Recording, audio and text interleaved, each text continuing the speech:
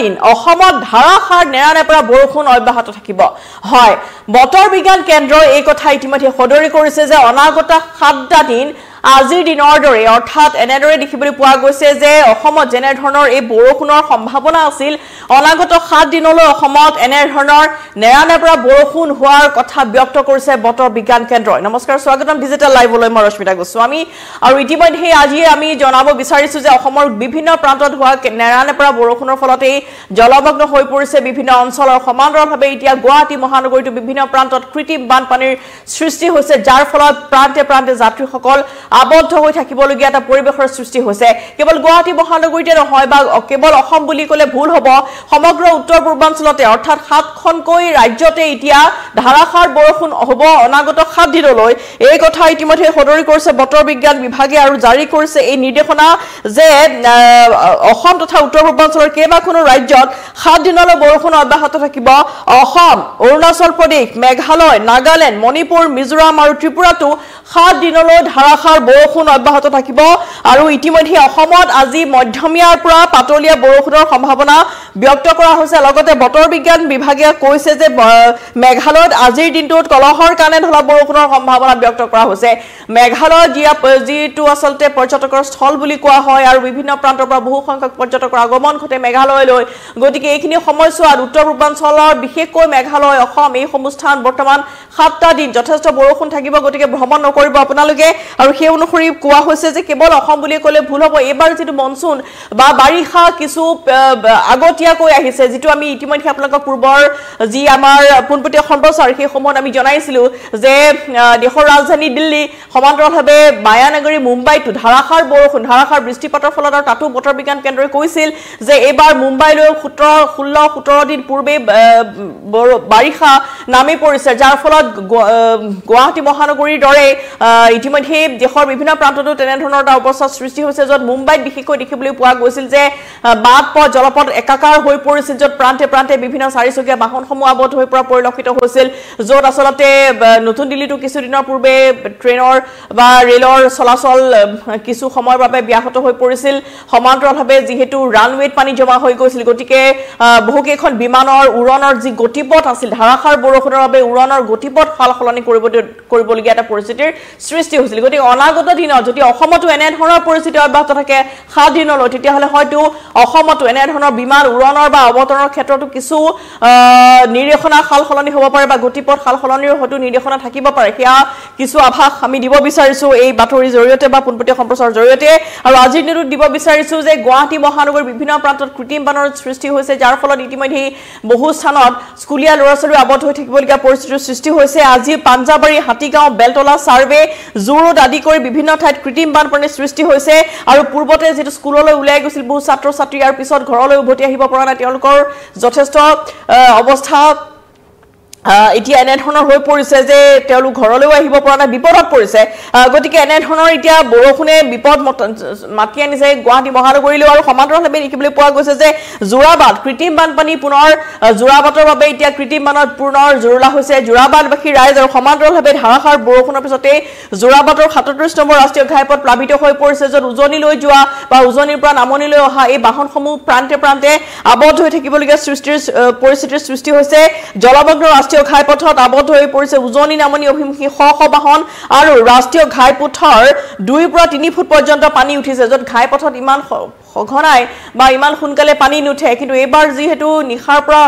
এয়া নেৰানেপেৰা বৰষুণ অব্যাহত আছে গুৱাহাটী মহানগৰীত গতিকে দেখিবলৈ পোৱা গৈছে যে সেয়া তাৰ প্ৰভাৱ পৰিছে উজনি নামনিৰ যি আচলতে সংযোগস্থলী য'ত জোৰাবাদলৈ যদি প্ৰতিটো দিনতেই উজনিলৈ বহু সংখ্যক বাহন যায় গতিকে শ যান বাহন চলাচলত ব্যাঘাত জন্মিছে যাৰ ফলত কৃত্ৰিম বানপানীৰ ফলত যান জঁটৰ সৃষ্টি হোৱা পৰিলক্ষিত হৈছে আৰু পথৰ পানীৰ স্তৰ আৰু বৃদ্ধি পোৱাৰ সম্ভাৱনা আছে যদি এনে ধৰণে বৰষুণ অব্যাহত থাকে তেতিয়াহ'লে সেই পানী বৃদ্ধি হ'ব পাৰে স্কুল কলেজসমূহ বা ক্ষেত্ৰতো এতিয়া দেখিবলৈ পোৱা গৈছে যে শিক্ষা বিভাগৰ তৰফৰ পৰা হয়তো নিৰ্দেশনা জাৰি কৰা হ'ব যেটো আজিও বহুকেইখন বিদ্যালয়ত প্ৰথমৰ পৰা পঞ্চম শ্ৰেণীলৈ বিদ্যালয় তেওঁলোকৰ পাঠদান স্থগিত ৰখা হৈছে আৰু ওপৰ ক্লাছৰ যিসমূহ এমই স্কুলৰ আছে তেওঁলোককহে বা ওপৰ ক্লাছৰ যিসমূহ ছাত্ৰ ছাত্ৰী তেওঁলোককহে যাবলৈ দিয়া হৈছে সমান্তৰালভাৱে যদি এনেদৰে ধাৰাসাৰ বৰষুণ অব্যাহত থাকে তেতিয়াহ'লে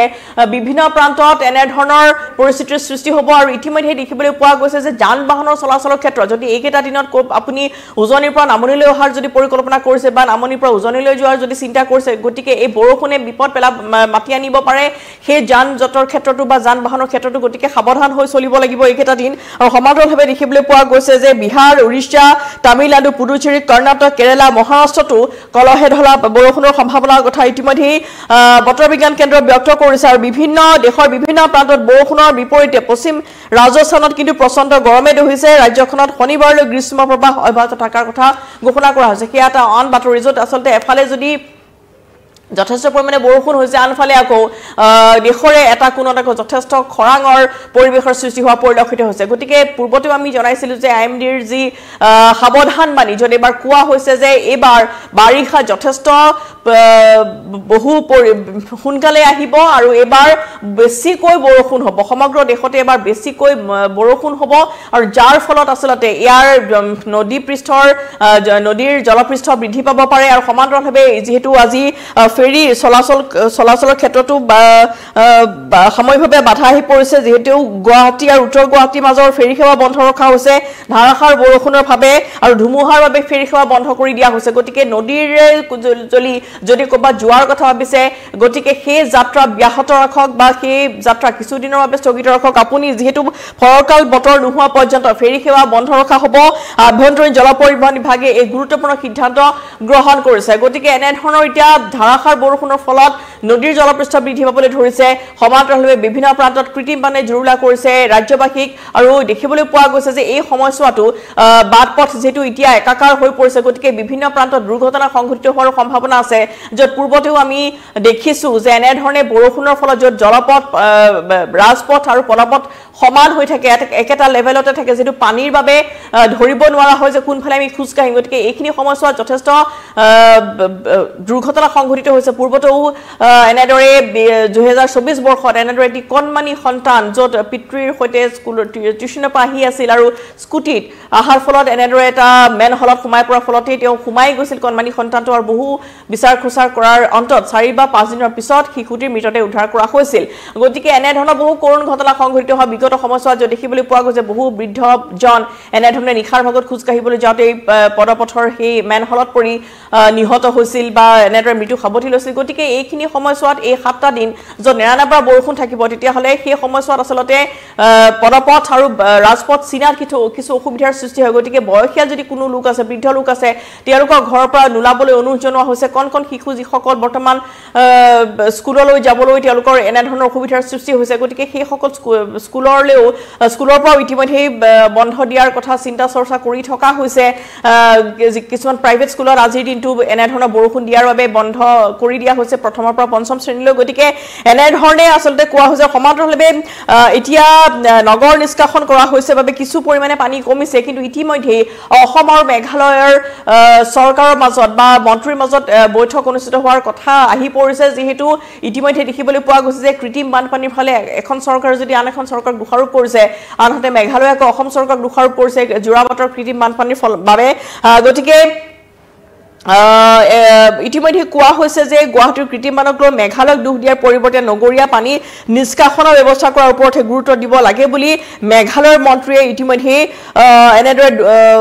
বক্তব্য ৰাখিছে সমান্তৰালভাৱে দেখিবলৈ পোৱা গৈছে যে পাহাৰীয়া মেঘালয়ত অধিক বৰষুণ হ'লে স্বাভাৱিকতে ভৈয়ামলৈ পানী বৈ যায় বুলি স্বীকাৰ কৰিছে মেঘালয়ৰ মন্ত্ৰীয়ে কিন্তু এই সন্দৰ্ভত অসমৰ পৰা কোনো আনুষ্ঠানিক যোগাযোগ পোৱাৰ কথা অস্বীকাৰ কৰিছে মন্ত্ৰী কাইৰমেন চাইলাই যদি সঁচাকৈ মেঘালয়ৰ বাবে গুৱাহাটীৰ কৃত্ৰিম বান হয় তেন্তে আলোচনা কৰাৰ লগতে উচিত পদক্ষেপ গ্ৰহণ কৰিবলৈ সাজু আছে বুলি মেঘালয়ৰ মন্ত্ৰীগৰাকীয়ে উল্লেখ কৰিছে গতিকে অসমৰ চৰকাৰ বা অসমৰ মাননীয় মুখ্যমন্ত্ৰীয়ে যদি বিচাৰে তেতিয়াহ'লে তেওঁলোকে আলোচনা কৰিবলৈ আগ্ৰহী বুলি উল্লেখ কৰিছে আৰু লগতে ইতিমধ্যে গুৱাহাটীত য'ত জোৰাবাটত কৃত্ৰিম বানৰ সৃষ্টি হৈ য'ত মেঘালয়ৰ পৰা সেই পানী বৈ অহাৰ ফলতে এনেধৰণৰ কৃত্ৰিম বানৰ সৃষ্টি হোৱাৰ কথা পূৰ্বতেও অসমৰ মুখ্যমন্ত্ৰীয়ে কৈছিল আৰু গতিকে এইবাৰ এনেধৰণৰ এটা আলোচনা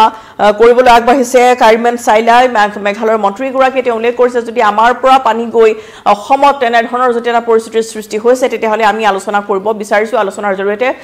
এই সমস্যা সমাধান কৰিব বিচাৰিছো কিন্তু কথা হ'ল যে এনেধৰণৰ বৰষুণ কিমান দিনলৈ অব্যাহত থাকিব যি বৰষুণ ইতিমধ্যে কালিৰ নিশাৰ পৰা দেখিবলৈ পোৱা গৈছে যে নেৰানেপেৰা বৰষুণ হৈছে য'ত বিভিন্ন অঞ্চল প্লাবিত হৈ পৰিছে যাৰ ফলত এতিয়া দোকান পোহাৰ খুলিবলৈ স্কুল কলেজলৈ বা নিজৰ কৰ্মক্ষেত্ৰলৈ আহিবলৈ বহু সংখ্যক লোকে চিন্তা কৰিবলগীয়া হৈছে ঘৰৰ ভিতৰতে এতিয়া গৃহবন্দী যেনে পৰিৱেশৰ সৃষ্টি হৈছে গতিকে এনেধৰণৰ এটা পৰিৱেশ আৰু অনাগত 7 দিনলৈ অব্যাহত থাকিব বুলি বতৰ বিজ্ঞান কেন্দ্ৰৰ সদৰি কৰা পৰিলক্ষিত হৈছে যদি এনেধৰণেই বৰষুণ অব্যাহত থাকে কেৱল অসমতে নহয় অসমৰ চুবুৰীয়া মেঘালয় মিজোৰাম মণিপুৰ ত্ৰিপুৰা সকলোতে এতিয়া অৰুণাচল প্ৰদেশ এই 7খনকৈ ইতিমধ্যে ৰাজ্যটো অনাগত 7টা দিন নেৰানেপেৰা বৰষুণ অব্যাহত থকাৰ কথা ঘোষণা কৰিছে বতৰ বিজ্ঞান কেন্দ্ৰই গতিকে এই 7টা দিন বা যি ঘোষণা কোৱা হৈছে গতিকে এই 7টা দিন আপোনালোকে কোনো দূৰণিবতীয়া যাত্ৰা কোনো ধৰণৰ পৰিকল্পনা এতিয়া ত্যাগ কৰক যিহেতু খুব বতৰ বেয়া হলে বিভিন্ন প্ৰান্তত যেনে ধৰণৰ দুৰ্ঘটনা আশংকা থাকে য'ত লেণ্ডস্লাইডৰ দৰে ঘটনা হয় য'ত পাহাৰীয়া অঞ্চল যদি ভ্ৰমণ কৰিবলৈ যায় তেতিয়া হলে তেনে ধৰণৰ ভূমিস্খলনৰ দৰে ঘটনা সংঘটিত হ'ব পাৰে যেটো মাটি যথেষ্ট এতিয়া কোমল হৈ থাকে গতিকে তেনে ধৰণৰ মাটি বাগৰি বিভিন্ন ঘটনা সংঘটিত হোৱা পৰিলক্ষিত হয় গাৰৱালসমূহ ভাঙি পৰে য'ত বেলতলাৰ